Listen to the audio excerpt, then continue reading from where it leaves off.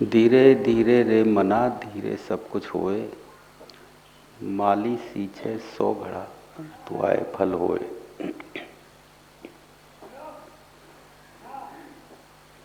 हर चीज का एक समय होता है।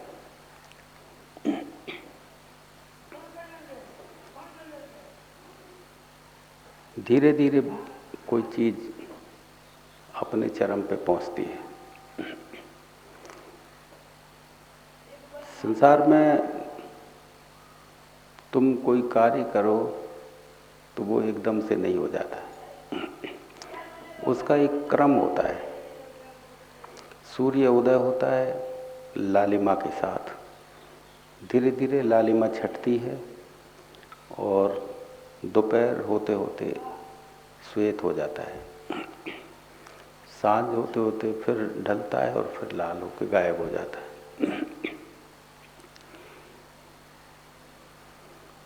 पृथ्वी घूमती है तो धीरे धीरे धीरे धीरे करके पूरे दिन में एक चक्कर लगाती है, एक साथ नहीं लगाती। इसी तरह संसार के कोई भी क्रियाकलाप को देखो, उसमें समय चाहिए। शुरुआत होती है, इसके बाद धीरे धीरे बढ़ता है और उसके बाद में फिर पूरा होता है। बीज होता है, बीज को मिट्टी में दबाते हैं तो उसमें कुरा निकलता है और फिर धीरे धीरे वो पौधा बनता है, फिर वृक्ष बनता है, फल और फूल तक पहुंचता है। ये सारी प्रक्रियाएं एक साथ घटित नहीं होती, एकदम से नहीं घटित होती। तो यहाँ जो भी कुछ है वो क्रमबद्ध है, सने सने है, एक साथ कुछ भी नहीं। परमात्मा के क्षेत्र में सने सने नहीं, वहाँ एक बार बस हुआ और बस हुआ, बस उसी का विस्तार है। हुआ और हुआ, एक झटका बस। तो जो भी आप की त्वरता है, शीघ्रता है, वो शीघ्रता इसलिए है कि आप जल्दी से किसी चीज को चाहते हैं कि अभी घटित हो जाए, कोई चीज अभी हो जाए। इसलिए आप मैदान छोड़ जाते हैं, क्रोध में ओवर एंगर हो जाते हैं, क्रोध में चले जाते हैं और निराशा में चले जाते हैं। आप सोचते हैं कि कुछ नहीं है, बेकार है सब।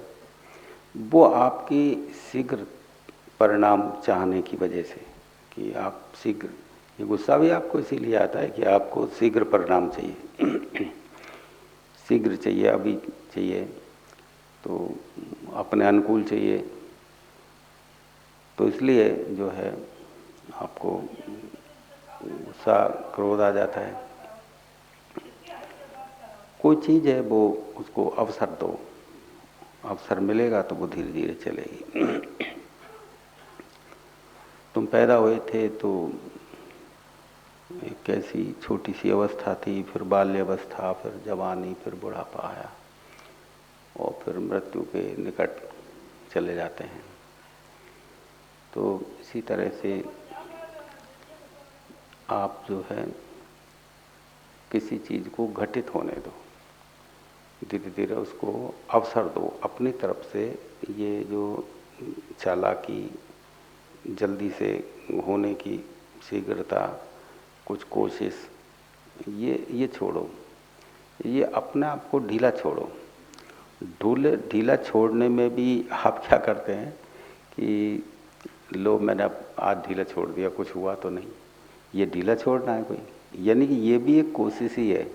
जब आप सोचते हैं लो मैंने, गुरुजी ने कहा आज मैं ढीला छोड़ के बैठता हूँ, तो ढीला छोड़ने का मतलब है कि कुछ होने के लिए ही, मतलब जो है कि भाई मैं ढीला इसलिए छोड़ रहा हूँ कि कुछ हो।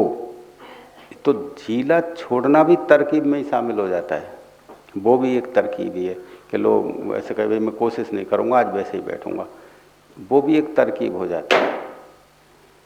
जब तुम करते करते हार जाओगे कि यार मेरा ये सब करके देख लिया, ये कुछ होता नहीं मेरे से, ये भी किया ये भी किया, कुछ हुआ नहीं कुछ करने से, तब जो ढीलापन आएगा उसमें आपकी तरकीब नहीं होगी, उसमें आपको यार जब लगता है कि अब कुछ करने से होगा ही नहीं,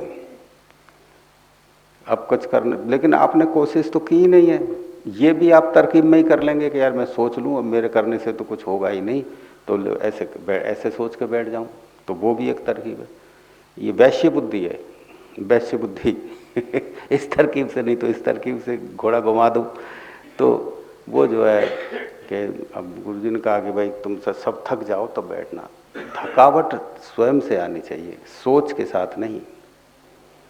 जब सोच के साथ कोई चीज आती है तो वो तरकीब में शामिल हो जाती है, नहीं समझे? तो वो सोच के साथ नहीं, तुम्हारे मतलब कोशिश करने के बाद हार जाओ तुम कि यार ये नहीं होगा मेरे करने से, जब छूटता है उसके ऊपर कि यार अब उसके ऊपर छोड़ो, भगवान के ऊपर, अब हमारे बस में नहीं रहा कुछ भी, तो अभी तो आप हारे ही नहीं है तरकीबों से।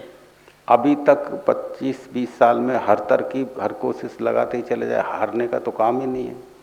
आप सोचे ऐसे नहीं ऐसे करके देखें, ऐसे नहीं ऐसे करके देखें, आप सुने गुरु जी से कुछ ऐसी तरकीब कि उस हिसाब से बैठ जाता हो कोई, फिर देखें इनका कैसे बैठा है, देखो, क्योंकि वैश्य बुद्धि है, वो तरकीब सोचती है वैश्य बुद्धि, तो सोचती है इनका कैसे बैठा या तेरा कैसे बैठा, तू बता तेरा कैसे हुआ था ये, तो हर तरह से वो तरकीब ही होगी, उसके हिसाब से तुम्हारा नहीं बैठेगा। इस पृथ्वी पे बहुत सारे फूल हैं लेकिन एक ही रंग के नहीं है, एक ही खुशबू के नहीं है, एक ही आकार प्रकार के नहीं है। जमीन एक ही है, जमीन एक है, लेकिन प्रत्येक फूल का रंग अलग है, उसकी खुशबू अलग है, उसकी डिजाइन अलग है, सब अलग है, और पृथ्वी एक ही, खुशबू अलग कर देती है, रंग अलग कर देती है। तो आप सोचेंगे कि ये कैसे हुआ, तो उसके जैसे नहीं होगा। गुलाब का फूल गुलाब का है, चमेली का फूल चमेली का है, नहीं समझे, जूही का फूल जूही का है। तुम सोचो कि उसने उसके कैसे हुआ, उस तरह से मेरे को हो जाए, तुम अलग फूल हो, वो अलग फूल है, तुम्हारी प्रक्रिया अलग है, तुम्हारे डिजाइन अलग है, तुम्हारी खुशबू अलग है, उसकी खुशबू अलग है। तुम साधकों को देखते हो, सबकी साधना एक जैसे कभी देखी कि एक जैसे बन जाती हो? किसी के नाचने के बनती है तो किसी के रोने की बनती है तो किसी के हंसने की। नाचने में भी सबका ढंग अलग अलग है, कोई किसी ढंग से नाच रहा है, कोई किसी ढंग से नाच रहा है। रोने में भी कोई चिल्ला के रो रहा है, कोई धीरे धीरे रो रहा है। हंसने में भी हर एक की स्टाइल अलग हो जाती है। तुम देखना कि परमात्मा जब उतरता है ना तो विभिन्न रंगों में उतरता है, एक जैसे नहीं उतरता, उसका एक रंग नहीं होता, विभिन्न रंगों में उतरता है। एक जुड़वा बच्चे भी होंगे ना तो जुड़वा एक साथ जन्म लेने वाले बच्चों में भी कोई भेद जरूर होगा, थोड़ा सा ही भेद हो जाए, एक सार शकल मिलती हो लेकिन थोड़ा भेद जरूर होगा। तो परमात्मा जो है ना वो विभिन्नता में है, नहीं समझ? हम यदि अपने ढंग से कुछ करें तो हम एक सार कर सकते हैं, कुछ भी एक जैसा कर सकते हैं। परमात्मा एक जैसा कभी नहीं करता, उसके तो हर चीज अलग अलग है, खंड खंड अलग चीज। हम करते हैं उसमें तो एक जैसे ये पर्दे हैं, एक जैसे रंग के एक सार बना दिए, 1000 बनाएंगे तो कंपनी से 1000 ऐसे ला सकते हैं। परमात्मा के यहाँ 1000 क्या दूसरा ही नहीं मिलता है सेम सेम टू सेम।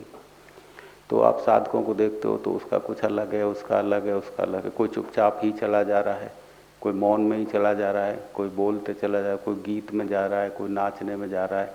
और सबके रंग, नाचने के देखो तो अलग अलग, हंसने को देखो तो अलग अलग, चुप के देखो तो अलग अलग। कोई ध्यान में उपलब्ध हो रहा है तो कोई नाचने में उपलब्ध हो रहा है, तो कोई सेवा करने में उपलब्ध हो रहा है, कोई पराती उठा रहा है, मिट्टी उठा रहा है, उसमें ही उपलब्ध हो रहा है। तो उनको पता भी नहीं है उपलब्धि क्या है। उनको ये जो हैं अशिक्षित ज़्यादा लोग, उनको यही पता नहीं क्या ध्यान है, क्या उपलब्धि है, क्या मेडिटेशन, वो सत्संग भी सुनना नहीं जानते हैं।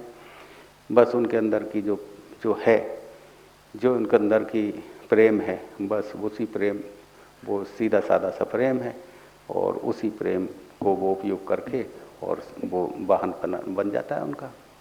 उनको पता ही नहीं क्या सत्संग है, क्या ध्यान है, क्या आत्मा, कुछ पता नहीं, कुछ पता ही नहीं उनको, और उनकी वो जल्दी से उनका हो जाता है। जिनको पता है कि ये आत्मा है, ये परमात्मा है, ये गुण है, ये अवगुण है, ये तत्व हैं, सब पता है, किताब पढ़ रखी, इतना सब कुछ पता होने के बाद भी उनको कुछ नहीं होता, क्योंकि ये जो रास्ता है ये जानकारी का नहीं है, ये रास्ता अज्ञात का है।